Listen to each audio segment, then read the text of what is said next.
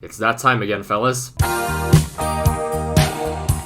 These Vietnam videos weirdly do well, so if we get, 4,500 likes, that'd be fantastic. It sure has been quite the journey for Vietnam in the final round of qualifiers. First was Saudi Arabia away, where Nguyen Quang Hai's third-minute banger gave all us Vietnamese supporters a sense of hope never felt before. Unfortunately, after a pretty soft handball, shit hit the fan pretty quick and we lost 3-1. Next was Australia, and I know I've said this before, but I'm going to say it again.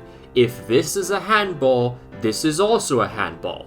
Consistency. That's all I ask for, AFC officials. Vietnam again showed promise with their attacks despite having less possession of the ball than Will Smith has his wife. And then Ryan Grant scored in the 43rd minute, which just felt like a real slap in the face after the no call. Vietnam in October would meet the citizenship merchants in China. After 2 defensive errors, China were up 2 goals with 15 minutes remaining. Vietnam came storming back, however, scoring 2 thanks to Ho Tan Tai and Nguyen Tien Linh. But more heartbreak would unfold when Wu Lei scored in the dying minutes of the match. I am in pain!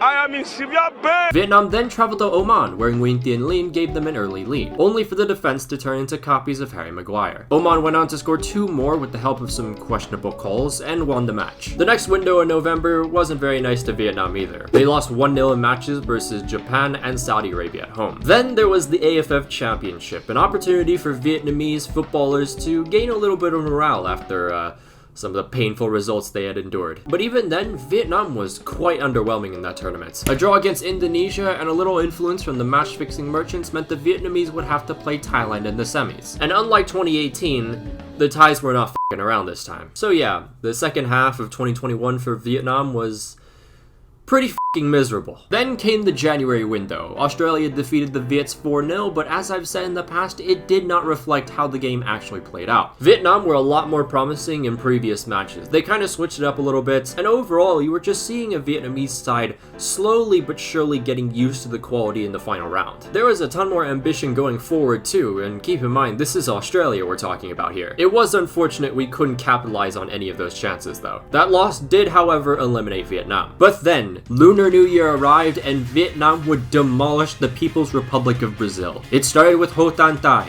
then Nguyen Tien Linh, and finally an absolute banger from Phan Van Duc. At last, peace. We beat this team so badly that netizens in China wanted their own football federation to disband. You sad, and I love it. You gonna cry. So after 7 losses, finally Vietnam won a qualifier in the final round. It was the first time ever that a Southeast Asian nation has done that too. Now there's a whole video, actually there's many videos going into detail about Vietnam's qualifiers, but the one against China will be in the annotations if you want to watch it. So now we're back to present day, and the March window is all that is left. But not even in this window could Vietnam catch a break. The team had multiple injuries and COVID cases to key players even before the Oman match. But this team did not care. They played Oman like nothing ever happened. After a couple half chances from Oman, Nguyen Quang Hai's brilliant delivery nearly met Nguyen Tien Linh's head. And on the following corner, again, Vietnam were so close to scoring. We're getting so close. It's only a matter of Yeah, so yet again, one defensive mishap and Vietnam loses by the smallest of margins.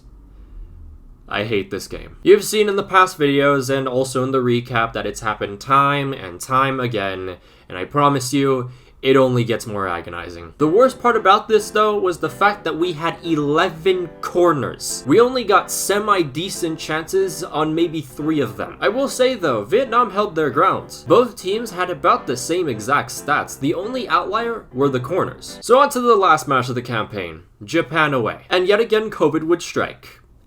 And it was our interpreter this time. But in the 19th minute, Vietnam had a corner and actually scored. Nguyen Tan Binh beat veteran keeper Eiji Kawashima, and here we are 1-0 up away in Japan. Also, Nguyen Kong Phung actually did something in the final round of qualifiers. That header, however, would be the only time the Vietnamese would have a shot. Now the objective was to hold on for dear life. Throughout the first half, there were so many great tackles and shot-stopping blocks. It was just a fantastic display by the defense. The second half saw more of this quality defending.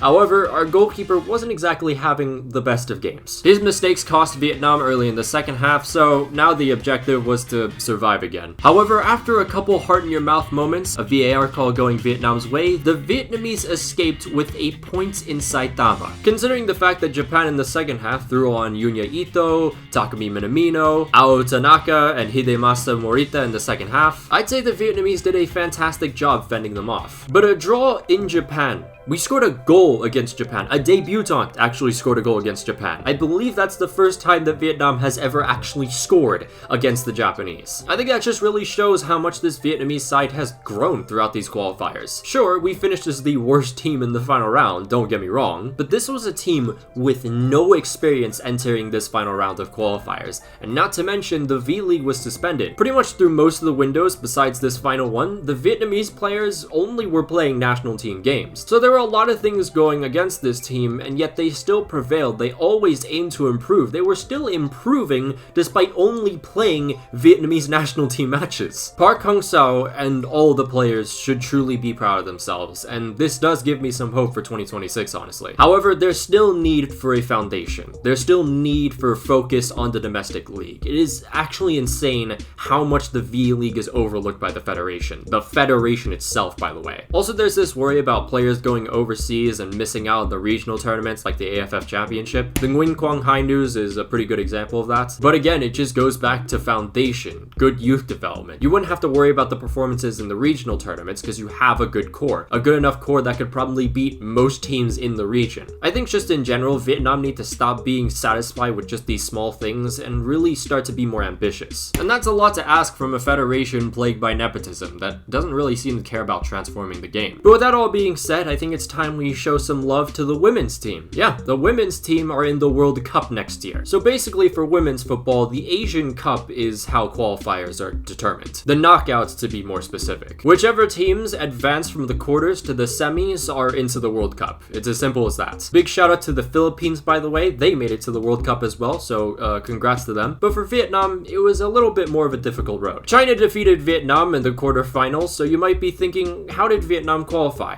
The playoff round.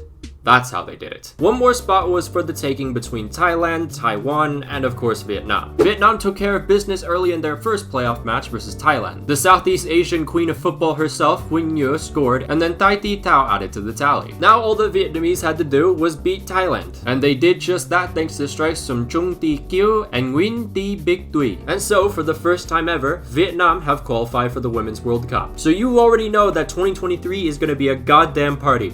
So congrats to our women. And one more story, a big congratulations to the U23 AFF Championship winners, Vietnam. This was a tournament festered by COVID cases, and Vietnam were no exception whatsoever. It came to a point where before the semifinal against Timor-Leste, Vietnam had just 9 players available. So we don't have the capacity. Meaning they'd have to send in basically reinforcements to fill in their squad. One of which included Tren Lim Du, a goalkeeper who played as a striker for 21 minutes. He literally came by car to play for Vietnam. And after all of this, Vietnam still prevailed on penalties. And then 2 days later, the Vietnamese defeated Thailand, and all credit to Thailand as well. They were playing basically their U19s in this tournament. But I don't care because Vietnam won the AFF Championship, the real one in fact. But mad props to our fellow brethren, and I hope to see some of them in the senior team very soon. So yeah, that's all the Vietnamese stories that have happened throughout these last few months, but I just wanted to say that it has been honestly quite amazing being able to put this country on the English-speaking YouTube football map. It's been insane. The success on these videos have constantly blown me away. There are literally 2 videos about Vietnam on this channel at over 100,000 views. One of them is literally talking about the AFF Championship 3 weeks after it happened. I've gotten a lot of DMs, and I mean a lot of DMs from people telling me that they started caring about the Vietnamese national team because of these videos.